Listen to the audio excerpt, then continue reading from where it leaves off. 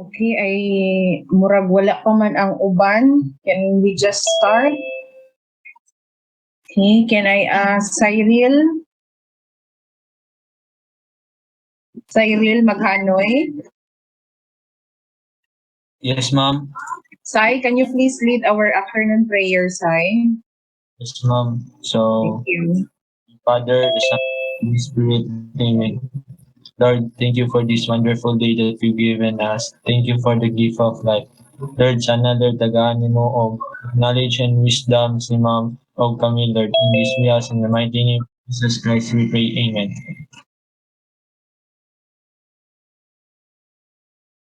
Thank you, Sai, for that prayer. Okay. Sunod sa nila ang uban.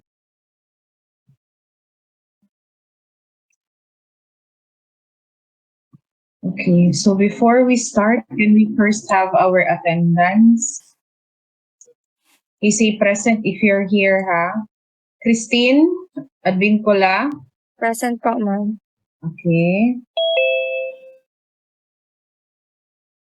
Ardel? Present po, ma'am. Okay. Rona? Present po, ma'am. Okay. Okay. Daniel? Present po, ma'am. Bryle? Present po, ma'am. Christine Bratanya? Present po, ma'am. Okay. Melanie? Present po, ma'am. Okay ka lang, Mel? Next is Ivan. Present po. Okay. Stephanie.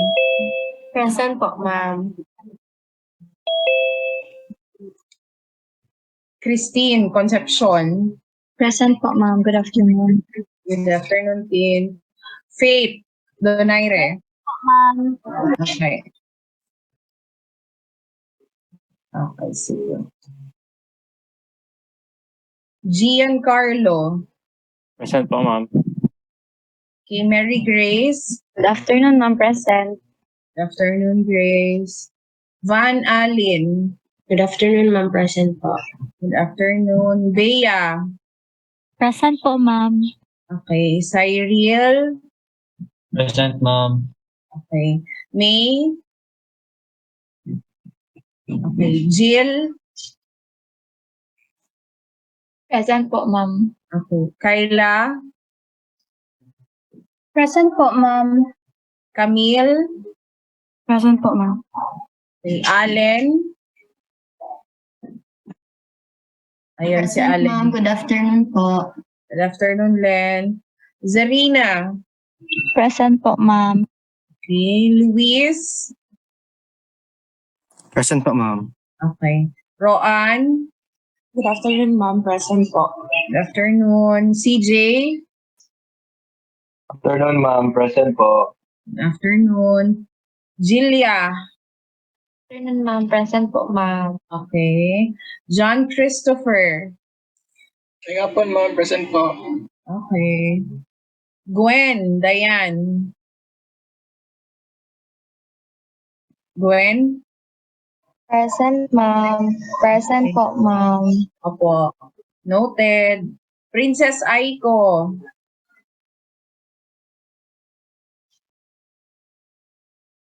Princess Aiko.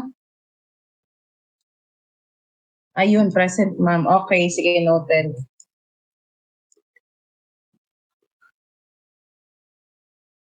Sino ba ako? John Romel. Hapon, ma'am. Present, ma'am. Okay. Sige. Nasa waiting room si Sean. Sige. Dali.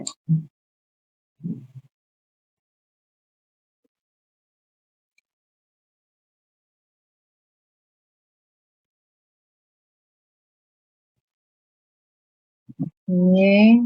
Ayan si Chantel sa waiting room. Norjen. Present, ma'am. Okay. Anong nangyari sa boses mo, Norjen? Next. Giubo ka? Na di na ka maka-duty, ana. Yes, Shan, present, noted. Present po. Okay. Next is Crizel.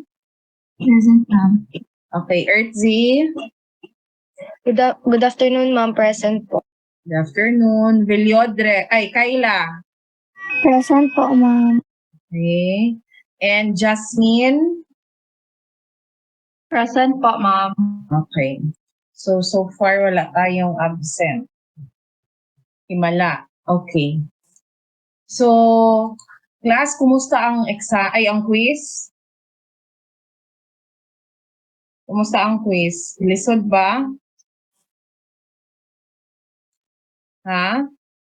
No comment sila. No comment sa quiz? Lisod, ma'am. Lisod.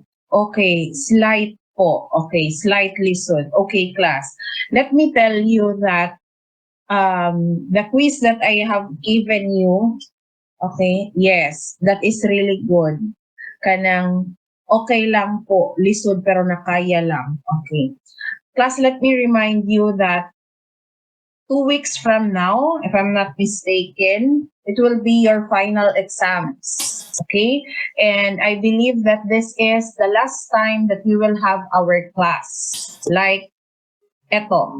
Kasi by next week, of course, asynchronous na tayo. So, di na dyan ninyo makitaan akong now. Okay? So, this is the last time na mag-atubang mo sa laptop ug tan-awon ang ako ang lingin nga now. Okay?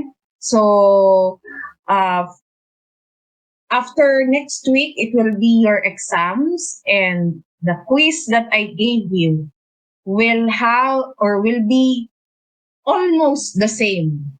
Okay, will be almost the same to the questions that will appear on the exam. Nga naman, okay, we were asked to make questions for the finals exam, and all clinical instructors who did who handle the NCM 206 gave questions, and I sort out all questions that could possibly go out on the exam that is related to our topic last time, which is anti-inflammatory, anti-TB, and as well as your tawag nito, yung mga analgesics ninyo. So, malalaman ko yan later sa kung what will be the result of your sa yesterday ko natawag nito na klase. So far, lahat sila nakapasa. The lowest is only 12. The rest 17, 18. So it was a good scores. So I hope you will also get the same scores. Okay? So since this will be the last lecture, okay, that I will be giving you, I hope that you will lend your ears to me until we finish the subject. Okay? I mean the lesson para man lang maka-help man lang ko sa inyo maka-answer sa tawagan sa exam. Okay? So for this afternoon, we will be discussing a new topic which is about gastrointestinal medications. Okay? So you're welcome, Shan. Wala pa kayo ko gibuhat, no? Sige lang. By the way, yung quiz ninyo, bibigay, lahat naman kayo nakatake ng, teka, sandali ha, i-verify ko lang. Uy, meron palaging in progress. Meron pa si Allen, si Earthzy, at saka si Luis. Na, late na yun ni Ron. Okay? So, by the way, later, I will try to give you, okay, the copy of that exam, but please do not share it with other students. Okay? Do not share it. I will give it like a sort of study guide again sa inyo, just like what I did last time. Okay? Para at least naamoy ka ng sample questions na pwede basahon, and then you know the answer. Okay, if it will go out on the exam. Okay na, hala, nagawas ni sa test question ni ma'am sa quiz. So, at least naaman lang may mabasa-basa aside from the study guides that I am giving. Okay, so let's start na our new topic discussion. Ay, hindi ni mao.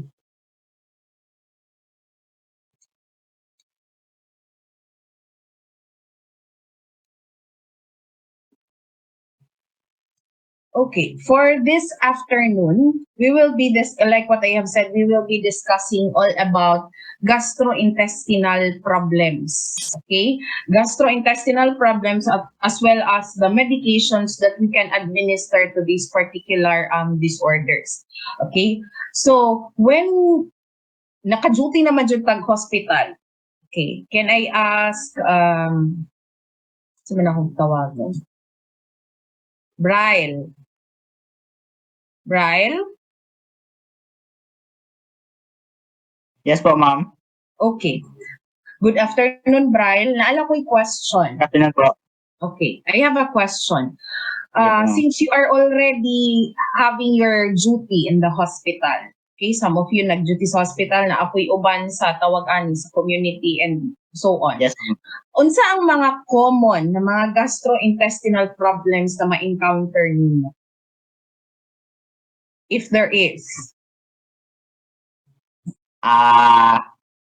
Isa ba?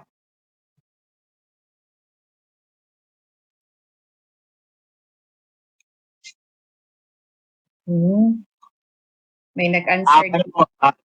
Ano yun? Hyperacidity? Ha? Hyperacidity, ma'am? Yes, hyperacidity. That is correct.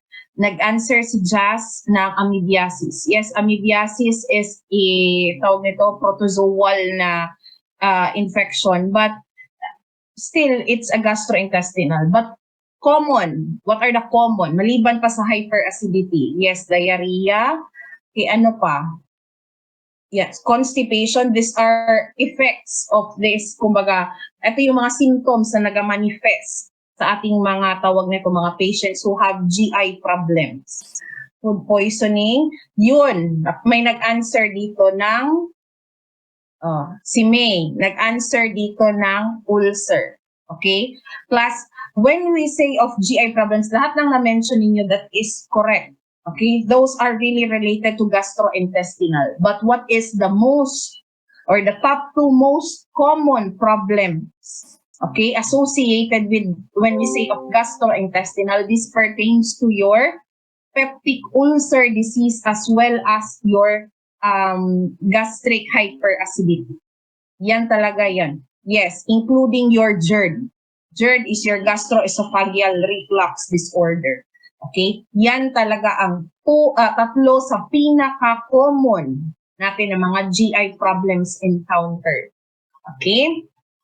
So, before we discuss what are the medications that we are going to use to treat about this particular disease or problem, let's just have first a short overview of the etiology of this kind of mga disorders.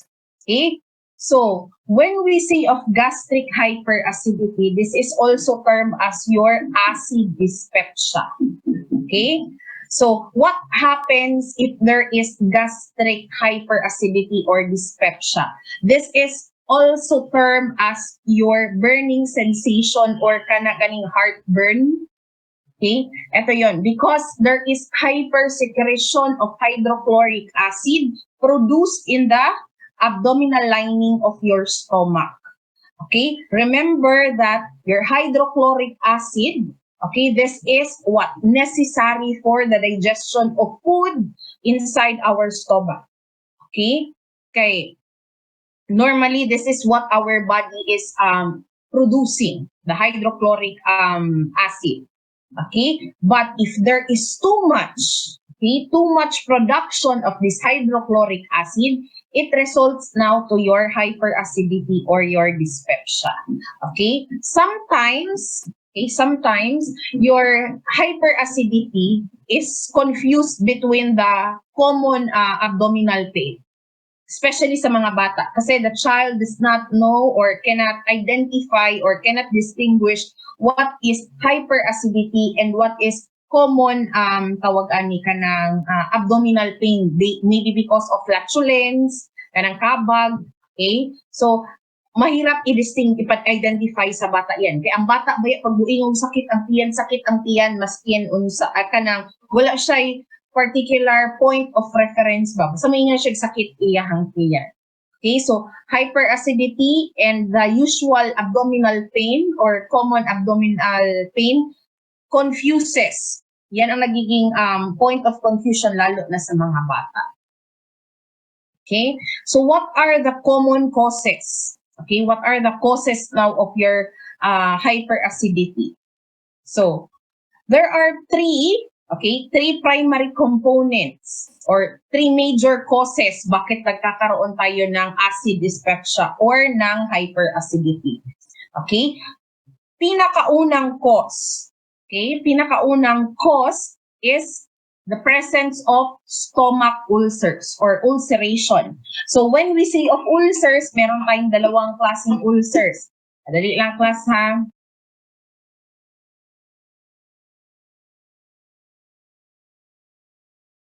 Okay. So there are two kinds of ulcers which we will be discussing after this slide. Okay. And then we also have our acid reflux disorder or disease wherein the sphincter, the upper sphincter in your stomach, okay, is relaxed. Kaya yung mga acid na nandito sa ating stomach, okay, kapag there is pressure, okay, anong nangyayari? Umaakyat yan and it will now cause your GERD. And then alam natin that if the acid, because the acid that is produced in our stomach, which is the hydrochloric acid, this is highly corrosive. Kung kaya gani iya makaguba sa lining sa imong stomach, what more sa imong esophagus. So, pwede tayong magkaroon niya ng esophageal inflammation. Okay? So, ano pa? Stomach cancers can also be a contributing factor for the presence or for the bakit tayo nagkakaroon ng hyperacidity. Bakit? Bakit stomach cancers? Because stomach cancers tend to have what? Signs and symptoms of having what? Yung mga hyperacidity. Kaya bitaw class, okay, dili man sa kanang i-exaggerate na to ha. But if your patient or if you know someone that is complaining already of kanang hyperacidity for 2 weeks, more than 2 weeks, imuha na jud na silang i-advise na to have a doctor's consultation. Nga naman, this could be a probable sign that your patient or the person you know has stomach cancer. Kasi nga, isa sa mga indication ng ating or symptoms or manifestations ng people who have stomach cancers is persistent na, tawag dito, yung hyperacidity. Okay? Tapos, syempre, alam naman natin that the best treatment for cancers is really early detection. Okay? So, these three, the stomach ulcer, GERD, and your stomach cancers, are the three parameters. Okay, bakit tayo nagkakaroon ng hyperacidity or acid dyspepsia. Okay? So, another disorder is your peptic ulcer disease. Okay? Diba kanina na-mention natin that it is one of the cause bakit tayo nagkakaroon ng hyperacidity. Now, let's discuss itself the peptic ulcer disease. So, ano daw ang peptic ulcer disease? When we talk about peptic ulcer disease, this is the erosion or yung eroded part or lining of the stomach. Okay? Sores inside the lining of your stomach. It could be what? It could be on the body of the stomach mismo, or it could be in the upper part of your small intestine that is in your duodenum.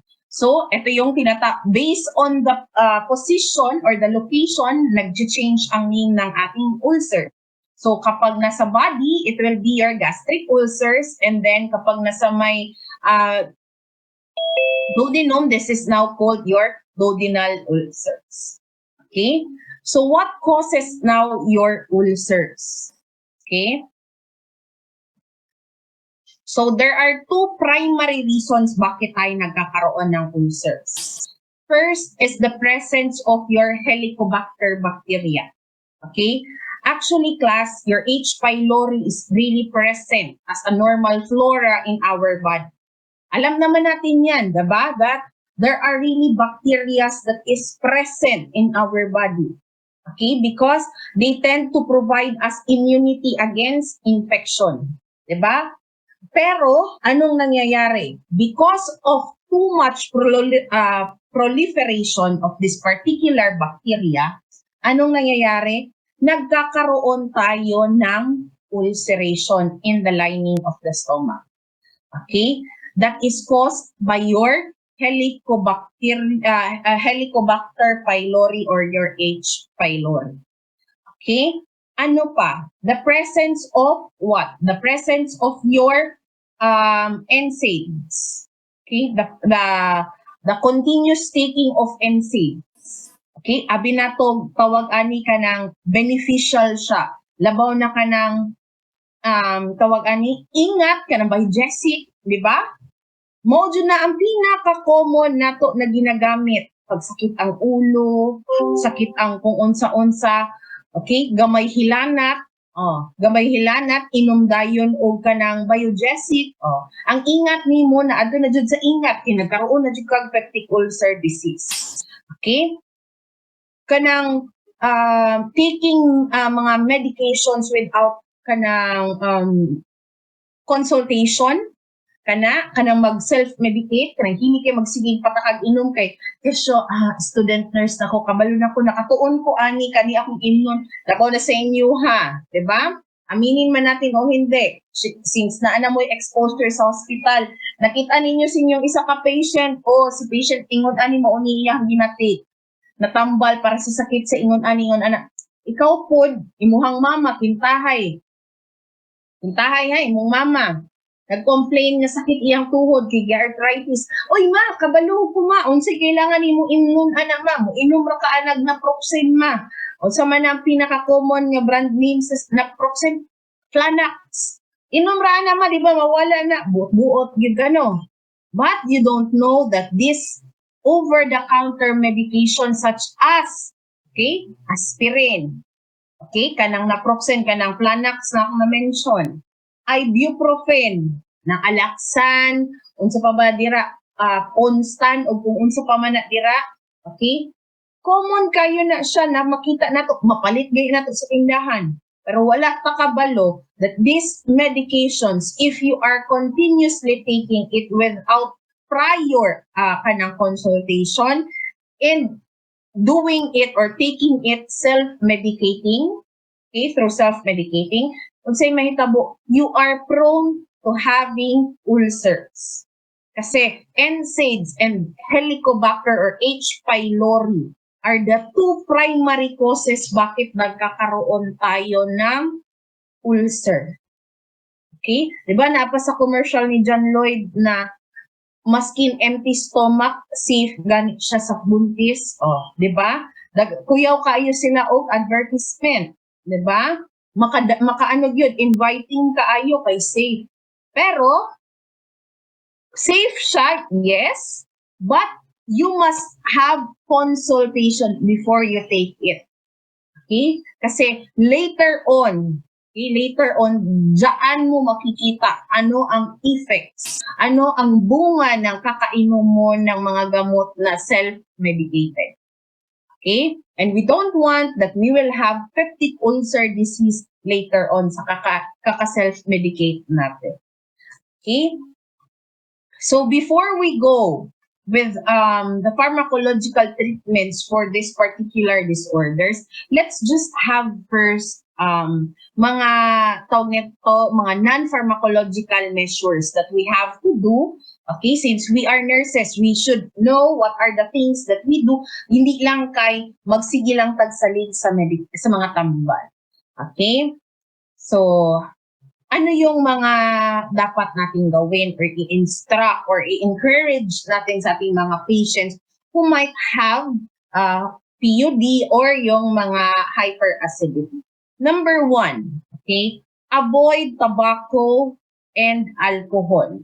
Okay? Kani gyud siya class. Number one yun, because the tobacco and the alcohol can irritate the lining of your stomach. Ma'am, di ba tobacco, ma'am, isa, ano man na siya, smoking, o ano na appeal siya sa digestive, ma'am. Class, remember, okay, that in your mouth, okay, we have mga cilia that will help na mag-push ng food na kinakain natin from the stomach from the mouth going to your stomach. And it help, and this cilia is this ciliated or yung mga microvilli natin, okay, they help what? Push away all, okay, possible bacteria and yung mga foreign objects that could what? Infect, okay, that could cause infection sa ating mga bodily system, especially sa GIT at saka sa respiratory. Now, if you keep on smoking, anong ginagawa mo? You are killing those microvilli or ciliated mga surfaces. Okay? So, what happens is nawawalan tayo ng primary barrier ngayon. Okay? So, we will be now prone to infection. So, your infection, remember, your oral cavity is also one of the dirtiest part in our body. Okay? So, dahil dyan, and we know that our mouth, inside our mouth, this is warm and moist. Kaya, perfect spot kay sa mga kagaw. Okay? Now, if the kagaw will proliferate in your mouth, okay? Sigig kag sigarilyo, sigig inom. Maskin ka ng, ma'am, naay exception ang vape? Walay exception ang vape class kay maura na siya. Okay? Kanang vape, kay giingon, ay ma'am, wala man electronic cigarette man na but ni mo maura gihapon ng istoryaha. Okay? You are still killing. Okay? Or kanang imo ra gyapon ginaguba ang mga silya sa imuhang lawas. Okay? So, because of that, you will tend to have what? Tawag nito, easily na makapenetrate ang imuhang mga kagaw sa imuhang esophagus, and then may tagdara lang, no? What if madala pa siya? Kung siyempre, sige pagkaon. Diba? Mapush ang kagaw sa imuhang lawas. So, tendency, magkakaroon ka din ng bacterial infiltration sa imuhang stomach. Okay? Dili lang nato dili lang kay PUD or kanang hyperacidity ang pwede nimo ma-acquire, daghan paglaing klaseng sakit, diba? Because the primary barriers, okay, that could help the foreign objects be filtered, wala na, damage na.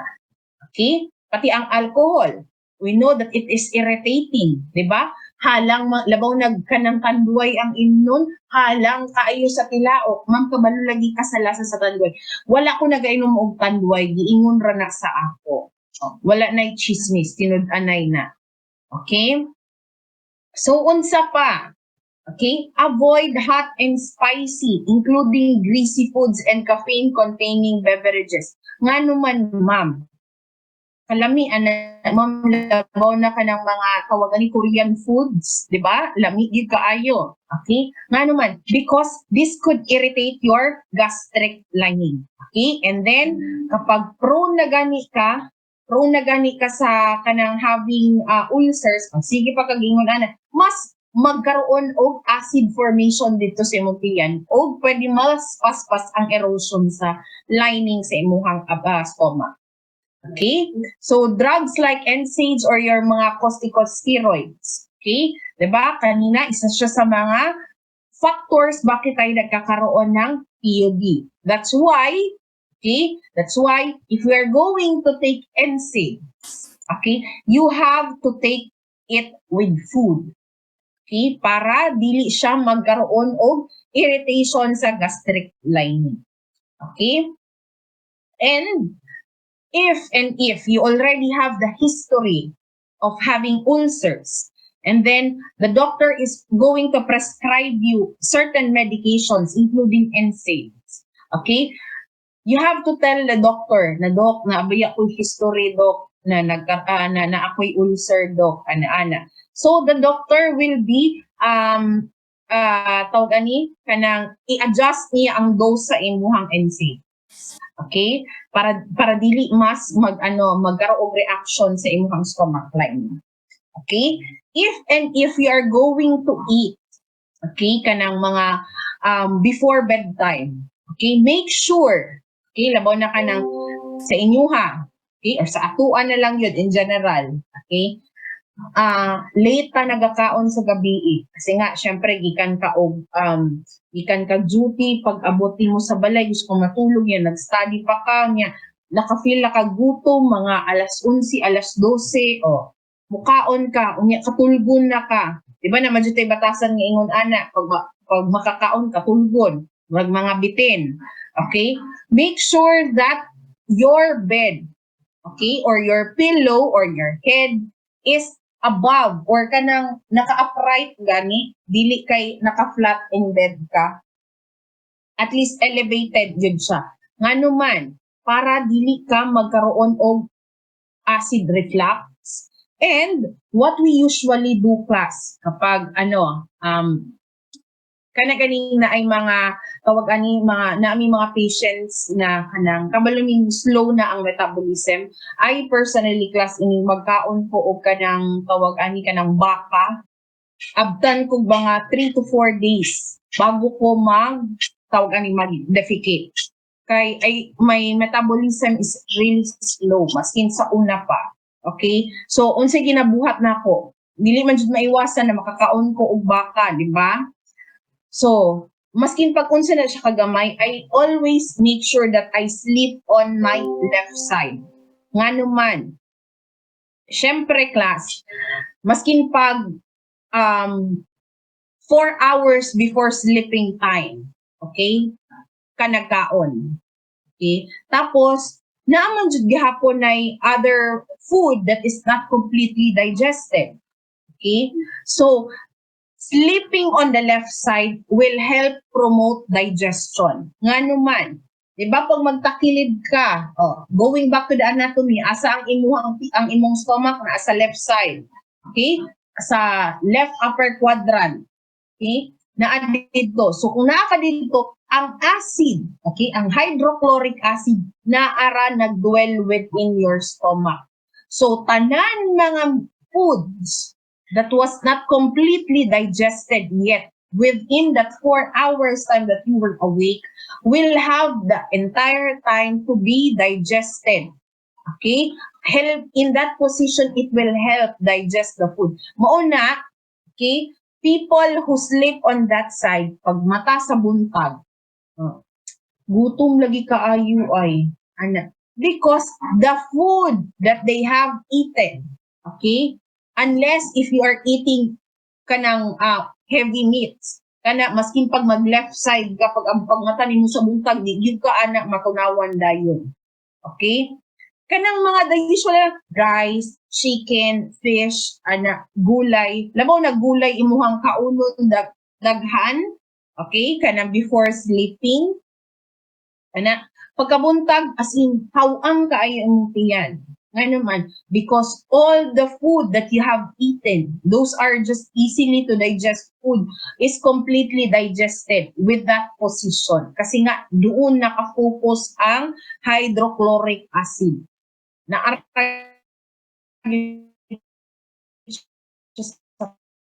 yan, ng mga food na bitaw. Okay? So, wearing of loose-fitting clothes is also helpful kay, di ba? Kanang labo nagmukaon kag buffet. Diba? Kao kag buffet imuhang sanina perti kag buot unsa may feeling nimo mura kag kasukaon. Diba? So if you are planning to eat, dili man pud yan ang binge eating, pero gusto na ka mo eat og a little bit more than the usual food that you eat, okay? Try to wear loose fitting clothes para dili ka maka-feel og kasukahon o dili ka magkaroon og acid reflux. Okay? So those are the simple measures that could help prevent yung mga GERD natin and yung mga PUD as well as hyperacidity. Okay. So now let's proceed to the medical management. Okay? The first medication, okay, the first medication is our antacid. So what does our antacids do? Okay? Our antacids is medically used for patients who have heartburn as well as indigestion. Oh, kanang mga wala na tunawan, kanang mga heartburn. Okay? Ang ating mga antacids, okay, usually these are over-the-counter medicines. Dili na ni nato kailangan og doctor's prescription. Okay? But let me remind you, class, our antacids do not treat, okay, whatever underlying cause bakit nagkakaroon tayo ng heartburn or indigestion. Remember, again antacids is just, it will just soothe or it will just relieve the symptoms that we feel. Like what? Yung SARN, kanang pangaslom sa tiyan, okay? Pangaslom sa tiyan. Unsa pa man, kanang feeling of bloatedness, maura na siya ang i-treat sa ato ang antacids. But it will not treat kung unsa may pinaka-root cause nga ka nagkaroon hyperacidity. Dili mo treat og ulcer, dili nimo treat og stomach cancer, dili po nimo treat og kanang unsa pa ba dira. Okay? Mao ni ang ginabuhat sa ato ang mga tawag ani, sa ato ang mga antacids. Okay? They will just neutralize the gastric acid secretions and it will also raise the pH of your stomach. Kaya it is used for patients who have GERD, okay, stomach lining inflammation due to your gastritis, as well as your stomach ulcers. So, ano ang ginagawa ba ng ating antacids? Okay? Yun na, I have mentioned, it will just simply neutralize, okay, neutralize the acid secretion and will raise gastric pH of your stomach. So, what are the examples of these medications? Okay, so here are your aluminum hydroxide. So, the generic name is this, and the brand names are your Mylanta, Amphugel, and Novaluzine. Okay, another is your magnesium hydroxide, which is your milk of magnesia or your simeticon or simetico. Okay, your calcium carbonates, your alkamines, as well as your TOMs. This also comes in yung mga chewable form, and etong TOMs, common ni siya na kanang muraga ni o kanang siniuy ka ng gummy bears o dagway mo ng TOMs. We also have your sodium bicarbonate or your Alka-Seltzers, your aluminum magnesium complex or your Maalox. This is the commonly used yun. Labo na sa adult, kaning Maalox. Okay, na kanang nana siya sa white bottle container niya, green ang iyahang print sa atubangan, nakabutang dito, and then pag iyabo na nimo siya, ang iyang dagway murag gatas. Okay, that is your Maalox. And then your magnesium hydroxide plus aluminum hydroxide with simeticon, that is your Maalox PC and your Mylanta 2. Okay, those are the examples of your antacids as well as the specific brand names that is commonly used and available in the market, right? Okay. So what are the drug interactions now? Okay. If your patient is taking antacids, okay, you have to be mindful that it will always interfere with the functions of any other drugs. Whether it is digoxin, it is an anticoagulant, it is an antibiotic, or what. Remember, antacid will alter. It does not alter, but it will interfere, okay, the absorption of any drugs that you are taking. Why? Your antacids will cover the lining. Okay? It will cover the lining of your GI2 kapag giinom mo yan. Okay? So, expect that if you're going to combine digoxin together with your antacid, there will be decrease in absorption. Kaya, your digoxin tends to become wasted if you're going to combine those two drugs. And you know that digoxin is very important drug kasi nga this is a cardiovascular drug. Pati po mo antibiotic. This is also essential kasi nga paano mo papatayin or paano mo inhibit ang production ng mga bacteria sa katawan if you're going to take antibiotic together with your antacid. So, if you're going to mix any of these two drugs together with your antacid, expect that these drugs will become wasted. Okay? So, if you're going to combine antacid together with your anticoagulant and antiplatelet, bakit there will be a higher risk for bleeding? Okay? Remember those example of medications that I have given you? Okay? Your Alka-Seltzer, okay, that is a sodium bicarbonate. Okay, that is sodium bicarbonate. Etong sodium bicarbonate na ito contains what? Aspirin. Okay? So if you're going to give Alka-Seltzer to a patient who is taking antiplatelet or anticoagulant, you are making your patient at risk for bleeding. Okay? Matingalan na lang kay mo pasyente dali kay mabunog. Okay? Matingalan na lang kay mo pasyente taud-taud gisunggo na. Okay? Kay wala nimo gitan-aw unsa ang component sa imuhang sodium bicarb. Wa ka kabalo imong Alka-Seltzer na aman di ay nay aspirin. Unya gipainom nimo sa imong pasyente na nagatake og anticoagulant. Di ni samot og ka labnaw ang dugo sa imong pasyente. 'Di ba? So, be mindful about the effects of the drugs that you are going to administer to your patient. So, what are the side effects now of your antacids? Okay, commonly, patients who are taking antacids tends to have constipation and diarrhea, flatulence, headache, nausea and vomiting, as well as stomach cramps or pain in the abdomen. Okay? Pwede rin magkaroon ng rebound hyperacidity ang iyong patient. What is this rebound hyperacidity, ma'am? Rebound hyperacidity is the excess amount of acid in your stomach. Okay? There is still, tawag nito yung, kanang mubalik ba? Mubalik gihapon ang pag-increase sa sodium, sa acid production sa tiyan sa imuhang patient. That is your rebound hyperacidity. Okay? So kung imuhang tan-awon, usually mga mga GI problems gihapon or GI disturbances gihapon ang effect sa imuhang mga side effects sa imuhang mga antacids. Okay.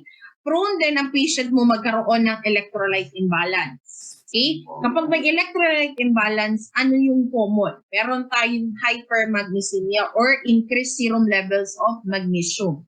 So, ano ang nagiging effect nito? Or paano natin anong manifestation ng patients who have hypermagnesemia? They tend to have hypotension. Okay? Kaya you have to closely monitor your patient as well. Okay? Prone siya sa nausea and vomiting, as well as ECG changes. Kaya ang patient mo, labaw na naka-attach sa multi-parameter machine or naka-attach sa kanang cardiac monitor, makita nimo that there are alterations in the tracing of the ECG if your patient is having increased level of serum magnesium. Okay? Your patient also may tend to have hypophosphatemia. Ano unsa ni siya, ma'am? Okay? Your patient will manifest signs of anorexia. Okay? Nagkakaroon din siya ng body malaise as well as muscle weakness. Okay?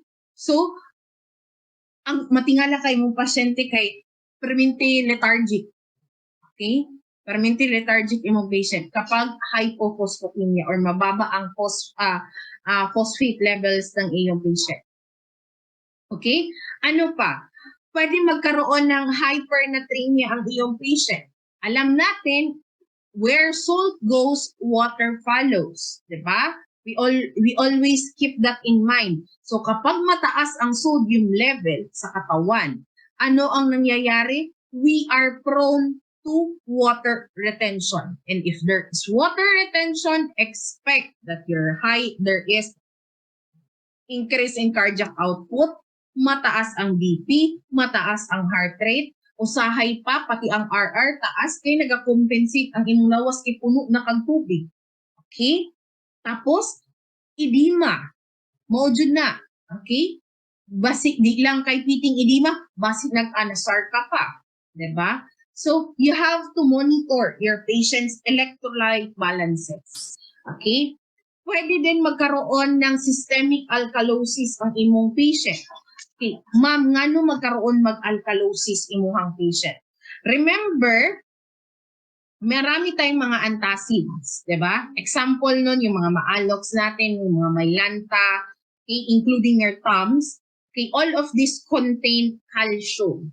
Okay, kaya if there is misuse in your antacids, nakakakos ito ng alkalosis.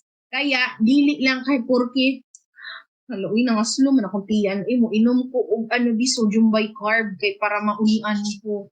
Dili lang gyud kay magpataka og inom, girl. Kay basi dira na gyud ka maingat.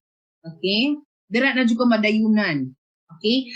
Remember that systemic alkalosis is excess. Okay? There is excess calcium, okay, in your body leading to alkalosis. Okay? So, kailangan jud na, okay, every time we are going to take medicine, whether it is, except only for kanang tawagan niya kanang mga supplements na to, okay, kasi supplement that is, kanang, kumbaga, we can take it, mga vitamin C, but, okay, with proper dosing, okay, dili po ta magpasobra, kay basi mag-hypervitaminosis kapod ta, okay, lahat ng sobra talagang hindi maganda.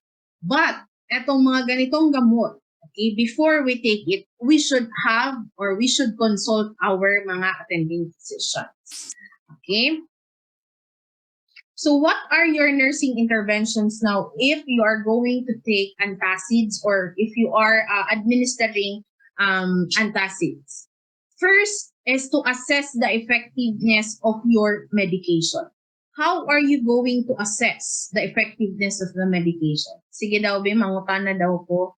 Camille, para mapampabuhay ng dugo. Okay, Camille. Camille? Camille? Asa na si Camille? Wala na pod. Last na gani ni, wala gihapon. John Christopher. John Christopher? Ano po yung question ulit, ma'am? Sorry po, ma'am. Second question. Again, okay, how are you going to assess the effectiveness of the medication to your patient? First, if pag-assess sa first na vital signs, taas ang BP, nag-lower to a normal rate po ang mga vital signs niya, and if in pain po ang patient, hindi na siya term nun, nagpakita na in pain siya, and nag-alleviate yung symptoms ng illness niya po. Okay, that is correct. But we are talking about mga gastric na tapos yung giingon is BP. But anyway, that is still correct, John. Okay? So how are you going to assess?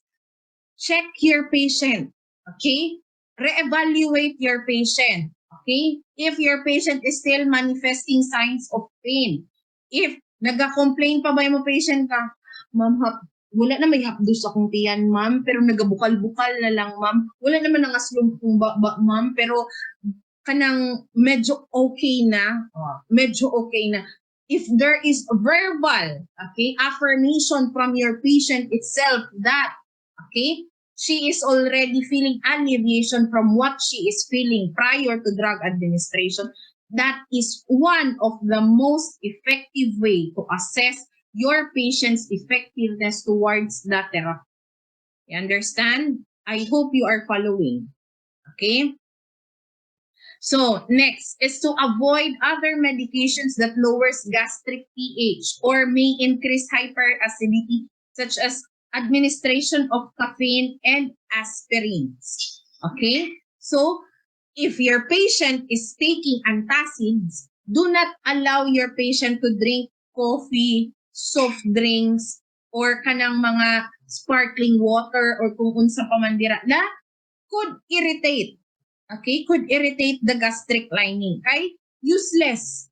Okay, useless ang imuhang medical therapy. Okay? Next, you have to take 1 to 3 hours. Okay, you have to take the drug 1 to 3 hours after eating. Okay, and do not take other medicines within 1 to 2 hours after taking antacids. Not at all. Okay, not at all, Jod. Nga naman, like what I have told you, remember that the antacid will cover or will coat the gastric lining. So if you're going to give those food or other medications, okay, with close timing to your antacid, all of this will be put to wasted. It will not be absorbed because remember, your antacid will cover the lining of your GIT. Makes it kanang less effective for other drugs and for the foods not to be absorbed in the body. Okay? So you have to drink 2 to 4 ounces of water after antacid. But this is case-to-case basis class. Okay? Because there are institutions that when they are going to give antacid, for example, Malox, okay? They are not allowing to give water right after antacid. So, i-verify usa ninyo sa inyong CI, ma'am, verify lang nako, ma'am, okay lang man ma'am no na maghatag ko o magto-follow ko og water after antacid, ma'am. Okay? For example, Malox kay there are hospitals that will not allow water after antacid. Okay? Labaw na if the patient is conscious. But if it is unconscious, for example, gipaagi ninyo sa OGT, okay? So, kailangan mo talaga i-flush yan with water. But if your patient is fully awake, okay, i-counter-check usa ninyo together with your clinical instructors together on duty if you're going to give water or not. Okay? But usually, okay, you have to follow it para ma-flush yun siya. And then, dito dyan siya sa GIT na to mag-dwell. Okay? And before you are going to administer the drug, make sure, especially the Malox, kay na ani mga kanang mga solute contents, you have to mix it para ma-reconstitute. Okay? Ma-reconstitute ang tambal before you are going to administer it to your patient, following it with water. Okay? Ma'am, water lang dyan. Yes, only water. No other mga no other fluids. Okay? Kasi kahit yung mga juice natin, lalo na kapag yung mga freshly squeezed na juice natin, though they are very rich in vitamins, but they tend to have what? Tawag nito, makakos sila ng gastric irritation. Lalo na yung orange juice o lemon juice. Okay, di lang sa mag-aryat-aryat. Water therapy usap. Okay? So next, instruct to inquire about interactions with any new medications and OTC drugs.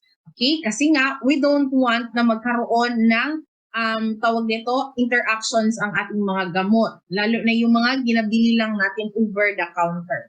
Kahit yung ating mga supplements. Okay? So, para dili ma-waste ang imuhang mga, pati ka ng mga maintenance med sa to nato, di ba? Or sa to mga parents. If you don't want na ma-waste ang mga medicines or ang mga supplements that they are taking, make sure that it should not be combined with your antacids. Okay? So, inform the clients that they may experience better relief from liquids than tablet. Mas mabilis, syempre, mas mabilis ang absorption sa GIT kapag naka-liquid form na siya. Kaysa yung ipa-disintegrate pa nimo siya gikan sa tablet form. Okay? Monitor for constipation and diarrhea. Medication or dose may be changed depending sa ginamanifest na symptoms sa imong patient. That's why, okay, kapag meron ng mga symptoms ang imo, before taking this has to be assessed by your consultant or by your doctors bago natin ipa-administer to sa ating mga patients. Okay? Kay, what if ang imuhang patient na ay heart problem? Diba? Na ay heart problem. Unya, nag-constipate imong pasyente. Kay niinom og ka ng milk of magnesia. Unsay buhaton nimo karon? Diba? Ni utong imong pasyente, pag utong sa imong pasyente giatake. Diba? Wala kay proper instructions sa imong patient. You did not educate your patient properly. So, who will be liable to that? Of course, the nurse. Kasi si nurse man ang nagtawag ani, si nurse man ang nagmonitor sa patient. Ma'am, ngano si nurse man nga dili man siya ang nag-ano. Maugani no na before you are going to let your patients take any medications or any person that you know, okay, you have to encourage them to have them checked by the attending physician before taking any drug. Dili kay mag-self-medicate ta. Porki kabalutan na, this is the treatment for this, dili ta kay magpasalig-salig ta na, uy, tay, kanira yung imnatay kay maayo mi siya, mauni tambal sa ano. No.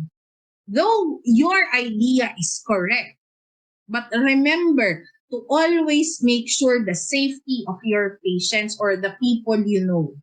Okay? Dili lang kay magpataka lang ka o recommend sa kaninga tambal. Okay, because every individual is unique. This may be effective to this person, but it will not be as effective to the other person. Okay? So ano pa?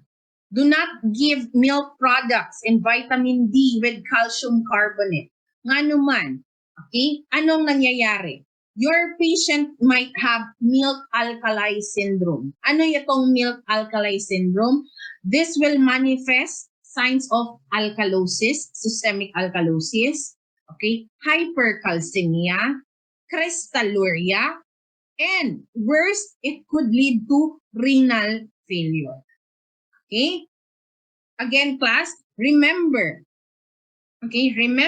that your antacids, okay, this will not really cure the pre-existing condition bakit nagkakaroon ng hyperacidity ang iyong patient.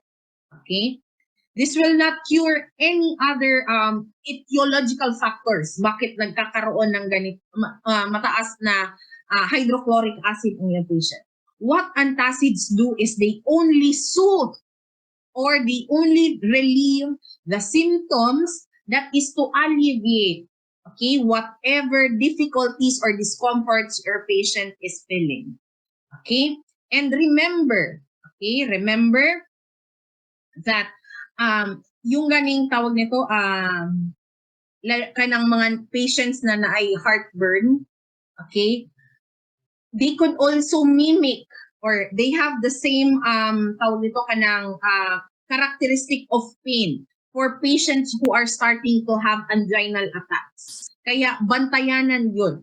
If ang tawag ani ang pain na na-feel sa imo, ang chest pain na na-feel sa imong patient is taking 2 minutes or longer, okay, pwede na siya tawag ani considered as your patient is already starting to have heart attack.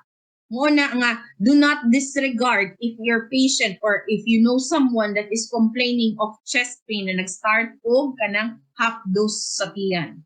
Kay wala pa kabalo na, it is already a indication, okay, that your patient is going to have heart attack. Okay? So, I hope you are with me. Okay, wala na nga tulog ang uban. Medyo ta kabalo. Sige lang, kay kung di mo maminaw, it's your loss, not mine. Okay? H2 receptor antagonists. Okay, what are H2 receptor antagonists? Their mechanism is they block the H2 receptors of the parietal cells of your stomach, thus reducing gastric acid secretion as well as the concentration. Okay, normally, what I have said, okay, our stomach is producing hydrochloric acid. Okay, and this hydrochloric acid is helpful for the food digestion as well as it kills the bacteria that is present in our stomach. Okay, so that acid that is produced in your stomach, this is highly corrosive. Okay? Mauna gani na kapag there is tawag ani ka ng relaxation in the sphincter, maka-damage gani siya no sa kanang lining sa imong stomach, what more sa imuhang esophagus. If there will be GERD due to the relaxation of the sphincter in your esophagus. Okay?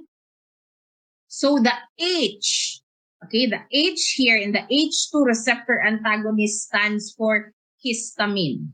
Okay? Ma'am, histamine as in ka ng pang-allergy. Yes, it's histamine. Histamine, unsa man yung histamine? This is a naturally produced chemical in our body, including, okay, in the lining of your stomach. Okay, this is what? This is produced in your ECL cells. Ma'am, unsa ng ECL cells?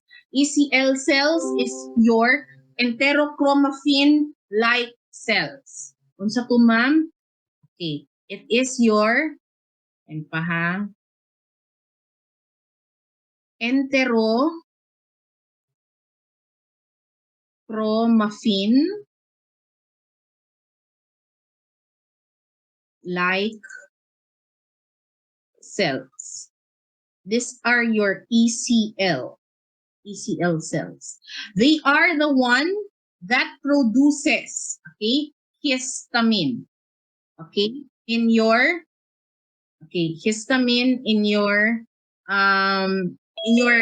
GI lining. Ngayon, if there is histamine release, okay, if there is now histamine release from your ECL cells, anong mangyayari? There will be now stimulation in your parietal cells. Okay? Ano na to ha? ECL, tapos histamine, tapos, okay, parietal cells. Anong nangyayari sa parietal cells or anong ginagawa ng parietal cells? Your parietal cells is the one, okay, the one that is responsible for the production of hydrochloric acid. Okay? Your parietal cells is the primary source bakit merong hydrochloric acid sa ating GIT. Okay? So again, it's from the ECL cells. Okay? It will produce histamine.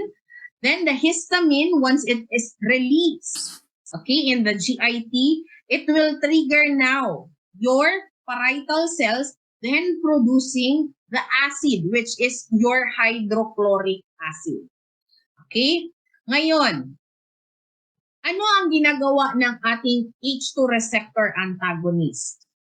Okay?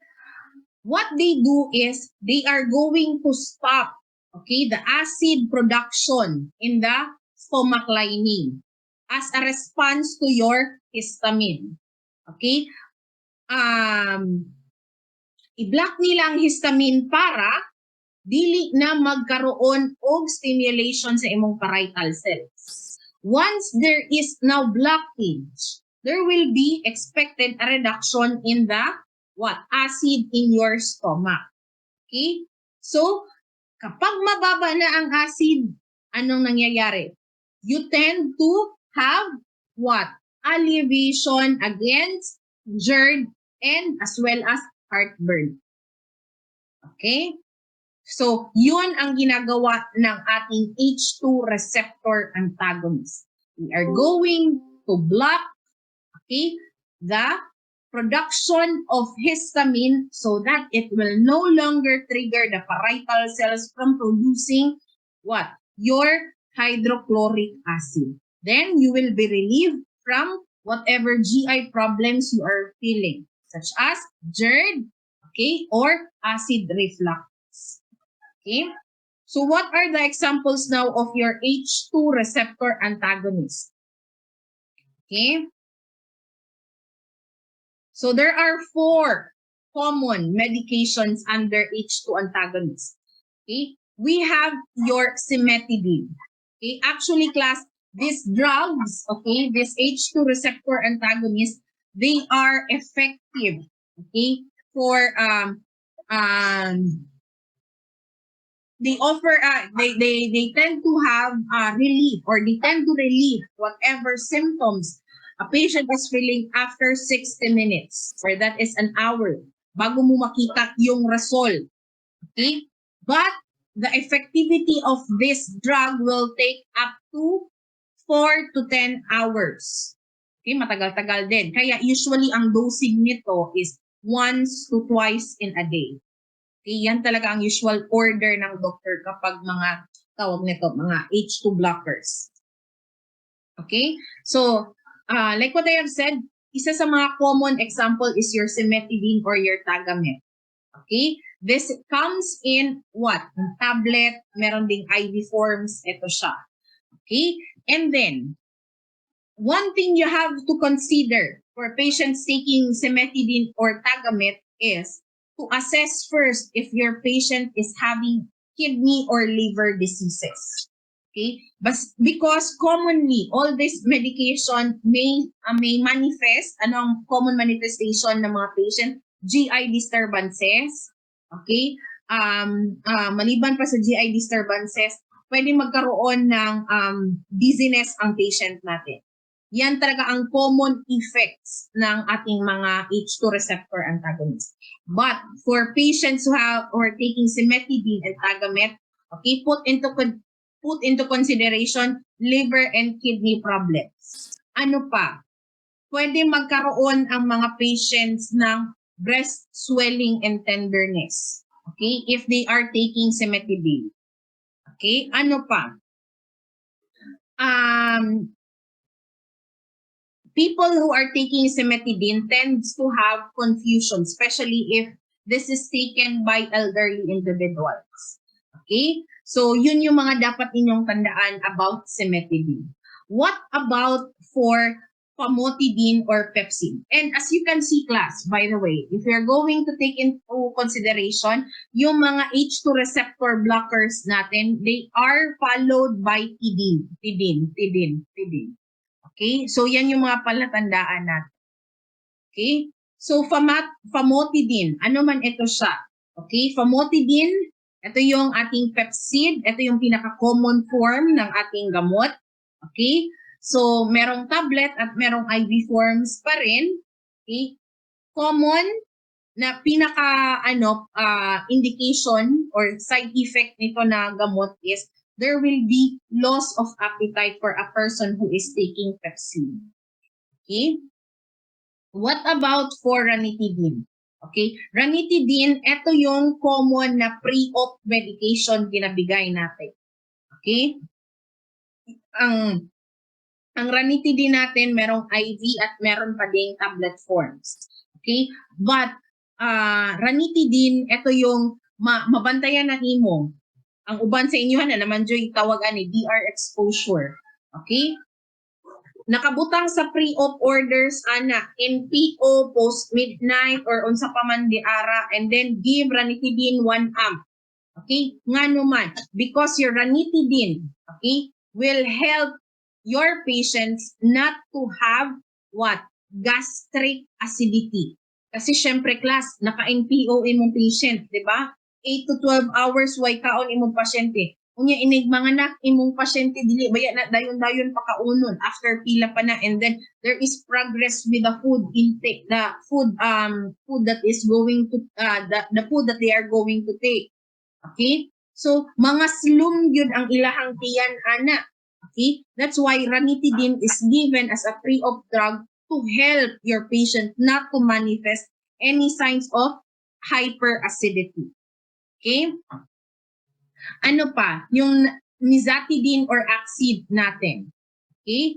So, ang common na manifestation ng patient who is taking nizatidine or Accid is they tend to have nasal congestion or runny nose. Maugyot na siya ang effect sa imuhang nizatidine. The rest, common na sa ilaha in general na to mga GI disturbances. So siya vomiting, diarrhea, kana siya drowsiness, dizziness, okay? So all of this, okay? These 4 drugs is best given, okay? Before bedtime. Mao jud ni ang best time to give this kaning mga H2 receptor antagonist. But if and if, okay, your doctor is giving an order of BID, you are going to give it in the morning, 1 in the morning and 1 in the evening. Mao jud na ang usual na timing na sa ating mga H2 receptor antagonists. Okay? So, what are the conditions that is used to treat for our H2 receptor antagonists? Okay? They are used for the treatment of ulcer, prevention of stress ulcers, hyperacidity. Ma'am, nga na stress ulcer, ma'am. Unsa po na siya? Siyempre, class, di ba? Inigma stress ta. Okay? Skin sa inyo ha. Ma-stress mo sa kadaghan sa mga buhatunon. Okay? Matingala mo nagahakdos inyong tiyan, abi ninyo gigutom mo. Yes, partly na uban gigutom kay wala ni kaon, but you are producing too much hydrochloric acid because of the stress that you are experiencing. Okay? It can also treat hyperacidity, patients on prolonged NPO, like what I have mentioned to you, yung ranitidine natin, or ranitidine hydrochloride, it's just the same. Okay? As a pre-op drug. And it could also treat what? GI bleeding. Okay? Kasi syempre, class, inignaan na bleeding because of ulcerations in your stomach.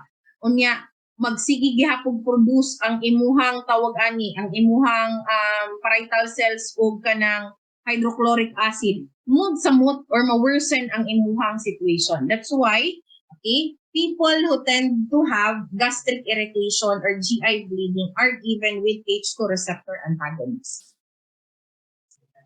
Okay. What are the drug interactions? Okay. So digoxin and anticoagulants, if you're going to mix it with or combine it with your H2 receptor antagonist, it will increase their action. Okay. What do you mean by that, ma'am? Okay. Your H2 receptor antagonists, such as yung mga na-mention kanina, yung mga cimetidine, ranitidine, nizatidine, okay, famotidine, okay, they tend to have or they tend to show mga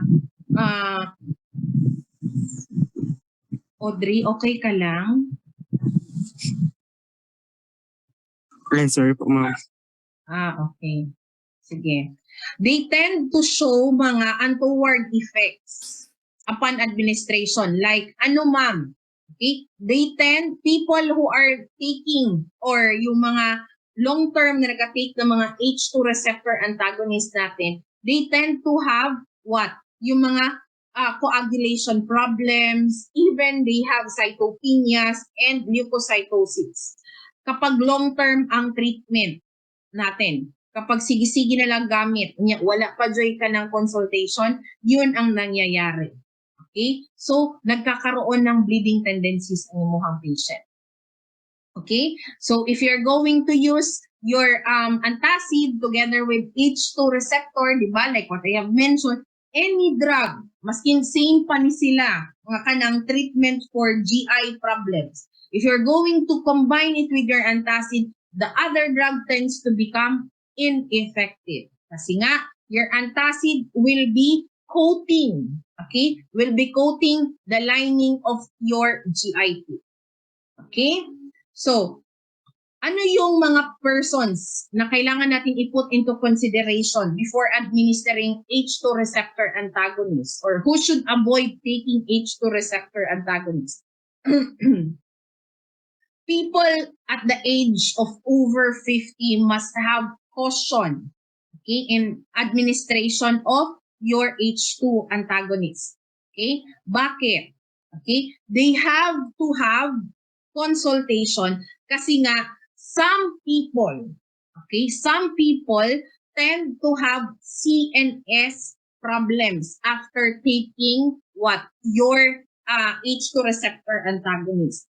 they tend to manifest what? Signs of delirium, confusion, mga hallucinations, and even, they tend to show manifestation of slurred speech. And yung ito na mga manifestation, pwede siya indication that a person is having stroke. Kaya kailangan, people who are 50 years old and above and complaining of mga GI irritabilities, they have to have a consultation before you let them administer this kind of drugs. Kahit pwede siya makakonfuse. Okay? Na abilang nimo simple abdominal pain lang or ulcer or unsa badira, but actually worse pa. Okay? So take note of that. Patients also who have kidney and hepatic impairments should be what? Should be well monitored before they are going to take it. Kasi nga, pwede tayong magkaroon ng fluid retention. Okay? And then, ano pa? People also, or women also who are pregnant, okay? Should be cautioned in the administration of this drug kasi nga this medication tends to pass in your breast milk barrier. Okay, in the breast milk barrier. So kung kay mommy okay, effective siya, but okay, the neonate, okay, who is going to breastfeed, okay, who is breastfeeding on the mom might take the effects of that medication. Okay, since your H2 receptor antagonist can pass on the breast milk barrier. Okay? So, pwede ang baby ang mag-manifest sa mga side effects. Okay? So, luoy pod si baby. Before we are going to give the medication, especially for those women who are pregnant and lactating, we have to consider the two sides of the coin. It is beneficial for both the mother and the baby. Okay? So, ano pa? Okay, nursing interventions for patients who are taking this kind of H2 receptor antagonist. We have to administer this before meals. Okay, para mas maging effective ang ating treatment. Okay, para mas maging effective ang absorption and then mas ma-achieve natin yung expected na result natin from the drug therapy.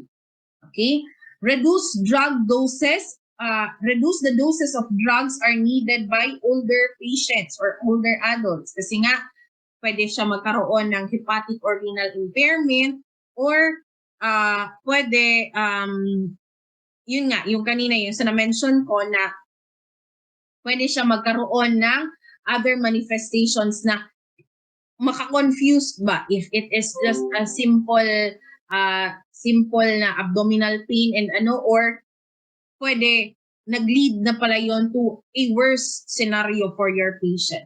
Okay?